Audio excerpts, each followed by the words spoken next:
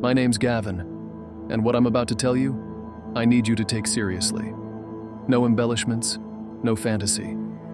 This happened, and it changed everything I thought I knew about the world. It was supposed to be a simple hiking and camping trip. Just me and my best friend Trevor, out in the Great Smoky Mountains. We were both in our late 20s, fit, outdoorsy, and always looking for a reason to disappear into the wilderness for a few days. That trip? It was going to be nothing more than some time off the grid, fresh air, and sleeping under stars. But that's when we saw her. She didn't belong out there. We were hiking a well-worn trail when we first noticed her. An elderly woman, short, overweight. She was dressed like she'd just stepped out of a suburban mall, turquoise sweatsuit, white New Balance sneakers that had seen better decades, and a big fanny pack bouncing against her belly. She looked like she should be power walking laps at 7 a.m. in an air-conditioned shopping center, not deep in the Smokies. She was following us. We picked up the pace without speaking, just instinct. It was the smile that really got to me. She had this massive, unchanging grin on her face, like she'd just heard the funniest joke in the world and couldn't stop reliving it. But there was no joy in it, no context, just teeth and eyes and that fixed, eerie expression. We hiked harder until we couldn't see her anymore. We didn't talk about it that night while we made camp. Neither of us wanted to be the one to bring it up first. We just made a small fire, boiled water for our meals, and settled in with that gnawing discomfort sitting unspoken between us. The next morning, we broke camp early and got back on the trail. That's when we saw her again. Same woman, same clothes, same haunting smile, and she looked exactly the same. Not a hair out of place, not a speck of dirt on her. No water bottles, no backpack, no tent, no supplies. Just that fanny pack and that smile. Trevor and I exchanged a look that said everything. We didn't need words. We started moving again, faster this time, practically hiking at a jog. The strange thing? She was gaining on us, which made no damn sense. We're in our prime. She was dressed for a stroll around the mall. Eventually, she disappeared again. No sign, no sound, just gone. That night, we made camp near a stream. We were on edge. I could tell Trevor was trying to play it cool, but he kept glancing over his shoulder every few minutes. Neither of us said it, but we both felt like we were being watched. Then came the footsteps. They started slow, cautious, crunching in the leaves around the edge of our camp. Every time we flashed our lights, there was nothing. No movement, no eyes staring back. But as soon as we put the lights down, crunch, crunch, circling. We took shifts that night, staying up to watch. I barely slept an hour. We packed up as soon as the sun crested the treetops. This time we hit the trail at a near run. After a few hours, we came to a fork in the path. We didn't even hesitate. We took the more difficult route, steeper, rockier, longer. We figured it would be harder for someone like her to follow. We were wrong. Hours later, she was back, still behind us. Same exact clothes, same bouncy step, same impossible smile. That's when panic started to sink in. It was under our skin, in our guts, but we tried not to show it. We didn't want to feed the fear. We hiked faster. And then, just before sunset, gone again.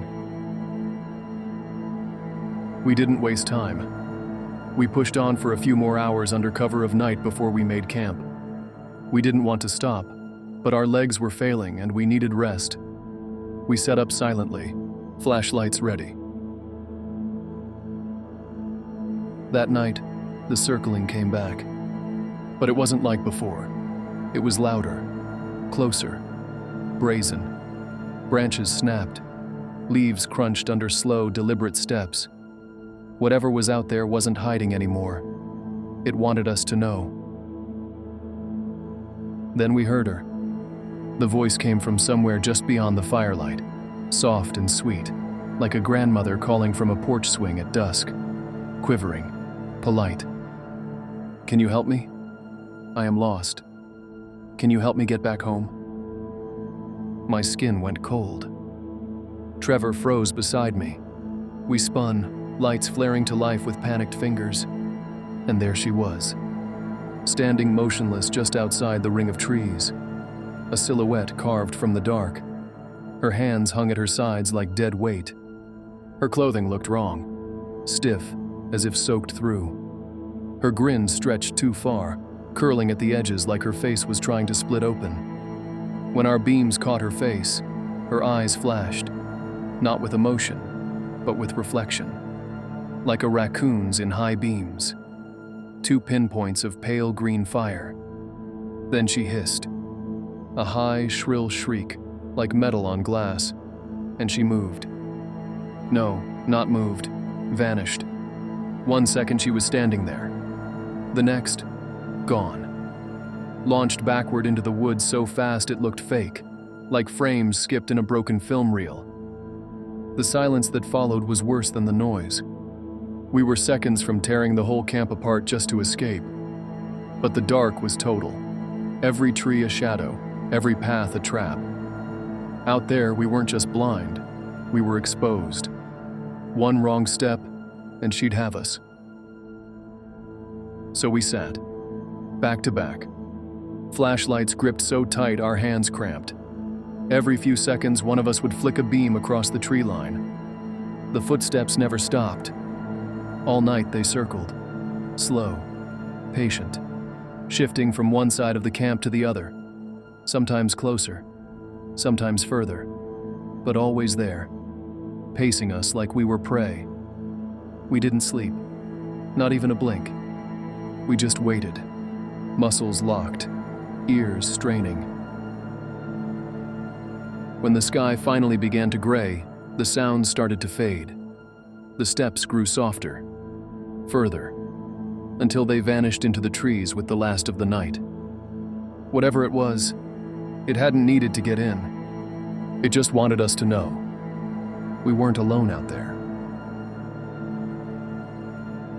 As soon as the sky turned gray, we were on our feet and moving. We didn't speak. We didn't eat. We just hiked. No sign of her. Not that day. We passed no other hikers either, which was weird, but not unheard of. We were off the main loop. Still, it made the silence stretch longer than it should have. At this point, extreme fatigue was setting in. It made me think of a National Geographic special about predators. Some predators don't strike right away. They chase, push, wear you down until your legs give out and your mind turns to static. Then they close in. If that's what she was doing, it was working. By late evening, we estimated we were about 8 hours from the car. The sun was starting to dip. We didn't want to stop. We couldn't. We'd made it this far, and another night in that forest was out of the question. We decided to push through. As night fell, we slowed. The trail vanished under our feet, swallowed by shadow. Our only light came from flickering headlamps and the jittery beams of handheld flashlights. Every branch looked like a hand. Every tree trunk loomed too close. The darkness made everything feel alive, and far too close. Then we heard it. Movement. Behind us. To the left. Then the right. At first it was soft, leaves shifting. But then came the steps. Heavy. Measured. Not the scatter of wildlife. Not the wind. Someone was following us. Then we heard her voice. "Hello?" We spun around, lights jerking through the trees. And there she was, maybe 30 feet back, standing between the trees, motionless, smiling, too still, too clean. Her eyes glinted, catching the light like glass, like an animal's. "What do you want?" I shouted, the words bursting out of me like a crack of thunder, loud, raw, uncontrollable. She stepped forward. "Can you help me? I am lost. Can you help me get back home?" But her voice broke halfway through, slowing, dragging. Each word warped and slurred, like a cassette tape melting in a fire. Mechanical. Wrong. "No," I yelled. "Just go away. Leave us alone." Trevor picked up a rock and hurled it. It hit her dead in the face with a sharp crack. The smile dropped. Her head twisted slightly. Rage boiled across her face. Not just anger, something primal, starved, monstrous. She hissed, sharp and guttural, like air forced through teeth, and vanished into the dark. We ran, hard. Branches tore at our clothes. Roots rose up to trip us. The forest blurred past in streaks of black and green. We didn't stop, couldn't stop, breath rasping, legs burning. Then, rustling, closer, behind us again. And then she burst from the tree line, a blur of gray and flesh and sound. She tackled Trevor from the side. He went down screaming. I turned, and in the circle of my headlamp, I saw them. She was crouched over him like an animal. Her hands were claws now, nails thick and yellow, curved like talons. Her mouth was wide open, too wide, filled with jagged, irregular teeth. Canines like needles. She slashed at his chest, then sank her teeth into his shoulder. Trevor screamed. I didn't think. I just moved. I gripped my flashlight in both hands and brought it down on her skull. Once, twice, 3 times. The sound, bone or something like it, cracked under the impact. She lifted her head and hissed at me, eyes burning with yellow-red fire, pupils slitted like a snake's. Blood dripped from her lips. Then, in a single motion, she sprang backward into the trees and disappeared. Trevor was bleeding badly but standing, breathing. He leaned on me and we moved, fast. No more stopping, no more looking back. We had to get out of the forest right away. Time blurred and soon we saw the lot. Our car. There was another vehicle there, a ranger's truck, and a man walking around our destroyed car. Our car was trashed, slashed tires, windows shattered, hood torn open. Engine looked mauled. The ranger looked up, surprised, then alarmed. He got us into the truck without a word of protest. The engine rumbled to life, headlights carving a pale path through the trees as we sped down the gravel road. Trevor sat hunched beside me, clutching a balled-up jacket to his shoulder. Blood soaked through the fabric. His chest was clawed up, and both arms were a mess of scrapes. I sat rigid beside him, unhurt, but shaken, trying to keep my hands from shaking. He introduced himself as Ranger Ian Dalton, early 50s, weathered face, calm voice with the kind of steady tone that said he'd seen worse. He didn't ask what happened, not at first. The ranger station loomed out of the trees like something left behind by another era. Cinder block walls, a rusting antenna, a crooked American flag hanging limp out front. Inside, it smelled like old coffee, pine cleaner, and the kind of dust that settles in quiet places. He led us to the back, into a room that looked like it had been carved out of the mountain. Low ceiling, a cot, metal shelves stocked with field supplies. Everything was utilitarian, scarred, used. Trevor collapsed onto the cot with a sharp grunt, teeth clenched. Ian rolled up his sleeves and opened a first aid kit with clean, practiced movements. Chest and arms, he muttered, assessing the damage. Shoulder too? Trevor nodded. You're lucky, Ian said, spraying antiseptic. That bite missed the artery. Could have been a lot worse. Trevor flinched but said nothing. He gripped the edge of the cot hard enough to turn his knuckles white. I can drive you to the hospital, Ian offered, threading a needle. It's about an hour. I looked at Trevor. He met my eyes and gave a subtle shake of his head. "No," I said. "It's too much to explain." Ian didn't push. He nodded once and went to work. The only sound in the room was the click of instruments, the soft pull of thread through flesh. Trevor stayed quiet until he nudged me. "Dude," he whispered. "Look." He tilted his chin toward the wall beside the desk. A corkboard, cluttered with papers, trail maps, fire warnings, park announcements. But one sheet stood out from the rest. A missing person flyer. The photo. I knew that face. Louise Mowbray, 62. Last seen on September 23, 1979. Insulin-dependent diabetic.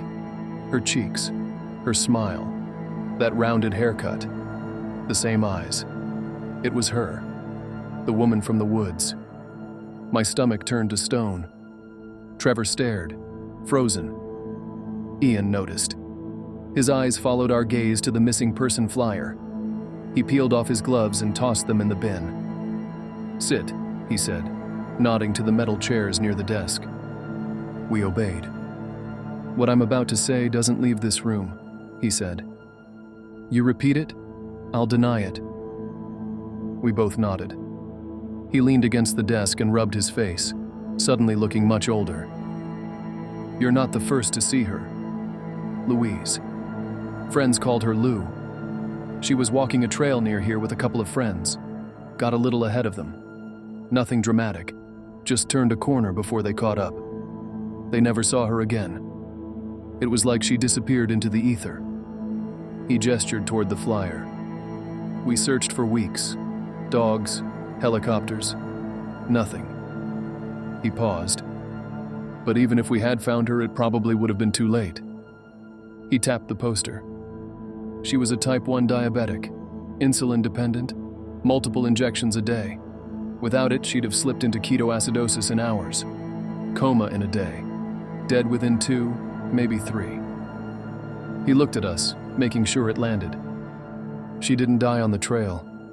At least not where anyone could find her. No gear, no remains. Just gone. His voice dropped a little. Then 5 years later, hikers start seeing her. Same face, same clothes, standing alone on a ridge, watching. Trevor shifted in his seat. "You think it was really her?" he asked. Ian didn't answer right away. Instead, he walked to the corkboard and pointed at the rest. Dozens more missing persons. Some new, some yellowed, curling at the corners. Men, women, teenagers. All last seen somewhere in the forest. Every one of these people vanished in this park. Some of them have been seen again. Just like Lou. Never up close. Never speaking. Always just watching.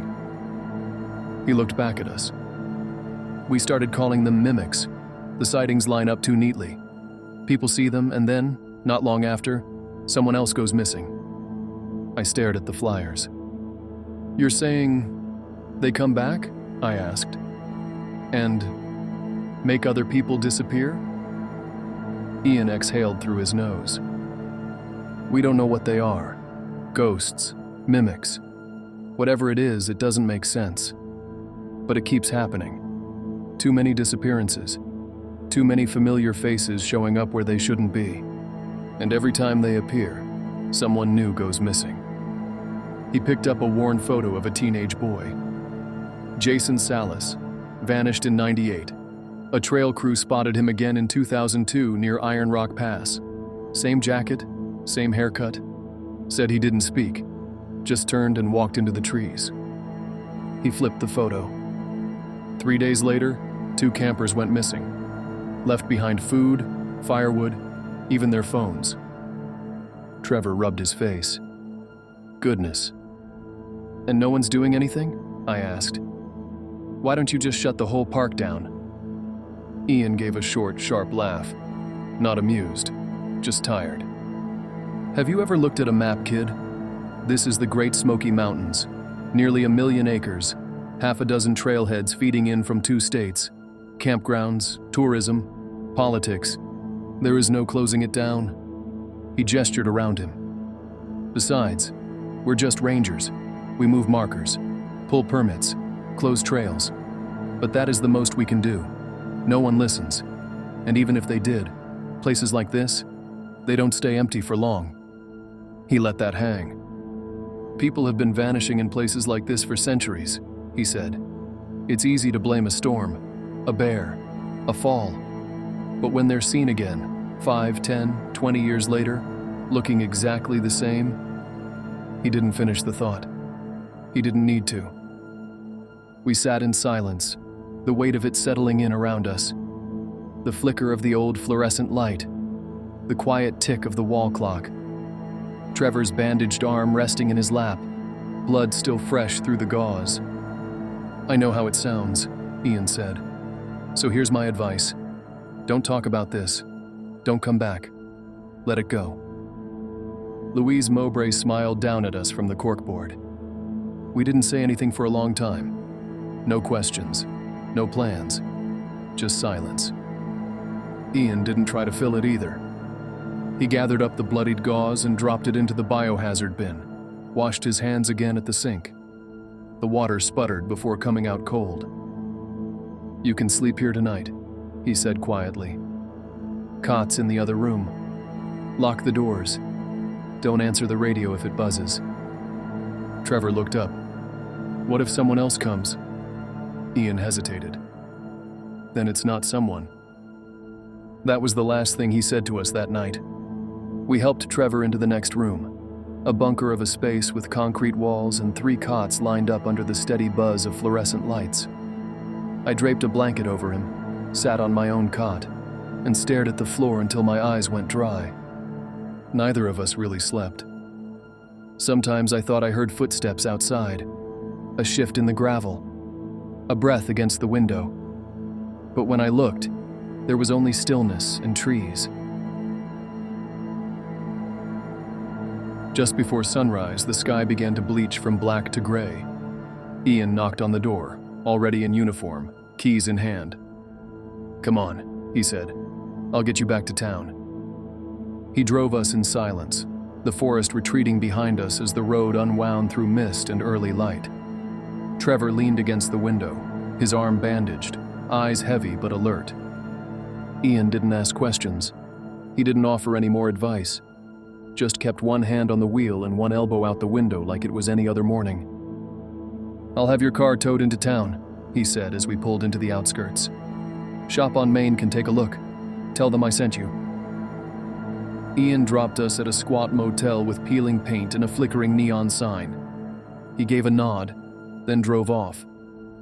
The girl at the front desk didn't ask questions, just slid over a key and a clipboard. We locked the door, closed the curtains, and sat in the dim room for a long time before either of us spoke. Eventually, we talked about what we saw, what we didn't, and her. Louise Mowbray. We didn't try to make sense of it, just needed to hear it out loud, to know we both remembered. Trevor sat on the bed holding his bandaged shoulder. You know what the worst part is? He said. We'll never know if it was really her, or just something wearing her face. I didn't answer. I couldn't. We stayed one night. In the morning, we packed in silence, ate breakfast across the street, and stood outside under a buzzing streetlight that hadn't turned off yet. Trevor had spent the morning on the phone, making arrangements to have his car hauled all the way back home. It was probably a total loss. Not that we cared. We just wanted distance. Even that little mountain town felt too close, like the trees might follow us in. We boarded a bus bound for Knoxville without saying a word. It wasn't until the hills started fading behind us that Trevor finally turned to me. I'm never going near the woods again, he said. Yeah, I said. Me neither. No ceremony, no great declaration, no handshake, no vow.